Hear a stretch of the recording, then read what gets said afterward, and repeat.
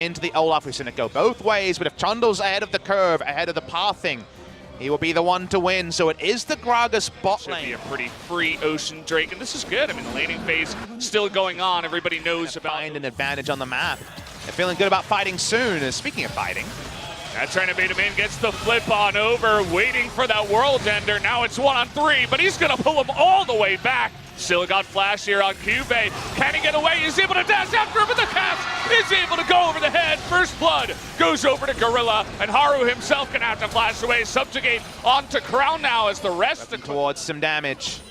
50-50 farming is fine for both AD carries, but koroля-Zone. Oh, nice play over the wall. Looking for Gorilla here. They take him down in the end. koroля-Zone still has his on is the first one to rotate. Cube just going ahead. Got down on the bottom side, but the mid turret going to be a much bigger objective, and it's the first blood turret that does go over to Kingzone. And you feel so good about making Malzahar predictable because it's him showing up that usually is the start of problems. Speaking of problems, Kingzone at least going to try and answer Vision, but probably no more. As I think Gorilla's gone too far. Yeah, it looks like he has just a little bit here. Haru going to dunk him on his way out. So it's going to be another kill. And this is the Tristana going pretty aggressive once again, pushing Prey away from the lane. They may even consider going for this top turret now. Stormrazor pressed the attack. Tristana does way more damage than you remember Tristana doing at one item. Gonna see the Tristana keep pushing, and this could be a 2-for-1 trade extended, even though the rotation play from Kingzone and mid looks so clean. Gorilla getting caught removes any advantage from the side of Kingzone. It's a bit unfortunate, but the support Gragas is just not. Ocean Drake at 1,000. Cube certainly thinking about this one, is already gonna pop his World Ender on top of Peanut, who is gonna be able to flash that wall. Gonna trade the flash for that Ocean Drake in the end, but they're out of position now. We could just have Haru put down the Rift Herald in the mid lane and get a free charge off. And that's another good use there. I don't know if it's a Haru thing or a Gen.G call, but the charge and a couple of autos will take down this turret. Kingzone gonna give it up. 3 out of turrets down at 17 minutes. As Cube has his way with that side. We haven't engaged though. The cask is going to mix, and there we go onto Gorilla, who once again, he's pretty squishy, trying to get that engaged, but fortunately on full display. And this inner turret, they've kept it alive for a while. It'll go down now.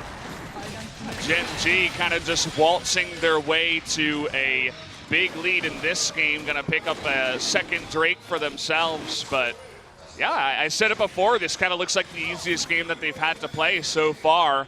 We'll see if Kingzone can change anything. Looking for that play. Actually, BDD going to use that counterfeit flash to get out of this one, but Trouble Bubble onto Ruler. Do they have enough damage? Yep. There it is. The ultimate comes out from the Urgot. The rest of Gen.G now, going to be on the run.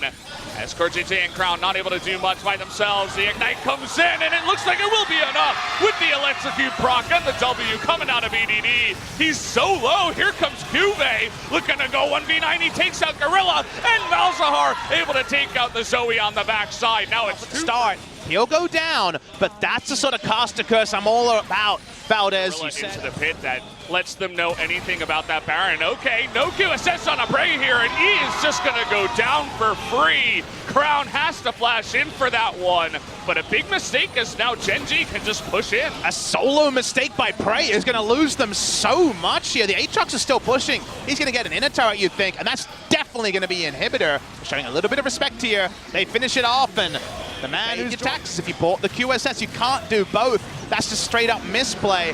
Very nice taking of that advantage by Crown. He knows his Malzahar. He does have the teleport, but really nice play here. Haru is baiting that they haven't started it. We know it's down to 4,000. Oh man, it's so low, but Kingzone, they're gonna get pretty close to flash over the wall, and there's the smite by Haru, is able to take down the Baron. koroля-Zone is gonna be the sacrifice on the backside. Kingzone now, they want to bite off a little bit more. Cube looks like he's even going to try to flash to get away from this umbrage for the build from Prey. He's gone Hurricane short range build. Of course, the Hurricane used to be core, but then the damage when your team's behind. But this is a comp where you need QSS to play Kai'Sa. You said it best, this is the time where the IRS is actually going to catch you. Sometimes you can get away with it, but not in this game. They already sent you 3 warning letters. I know Ruler has his, he's paying his taxes. He's not even up against the IRS, the Malzahar in this game. He's just using it against the Trouble Bubble. Oh boy, well, it's going to require, I think, a big mistake here, because Crown's certainly going to be holding on to that R button unless they can instantly delete a tank, but he'd love to hold on to it for Prey.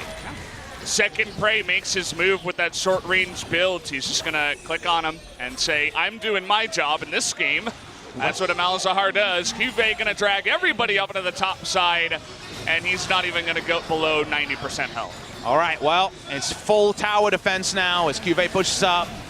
These inhibitors going down, the Nexus turrets are taking damage. Is King Zone going to actually just wait for a moment, or are they going to try to create one? They tried with Gorilla earlier, and it did not work.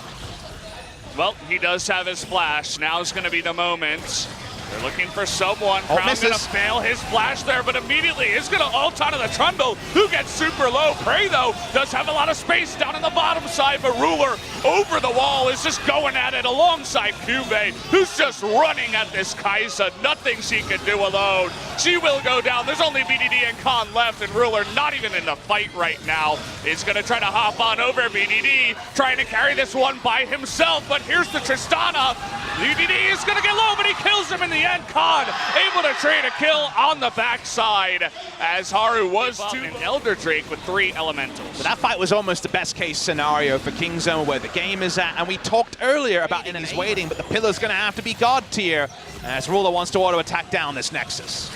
He's got such long range at this time. The cast not going to be enough. It actually knocks Ruler away from the turret, buys him a little bit of time. But it feels inevitable right now for Gen.G. Look at that crit onto Prey. He's ticking down with the Elder Drake damage. He can't even be in the game. Ruler is going to do his work in the end. Prey trying his hardest to get it to the back line, but there it is. Crown is able to lock him down. GG, Gen.G going to be able to take game number 1. Nexus explodes, and Gen.G want to extend that winning matchup against King Zone DragonX and make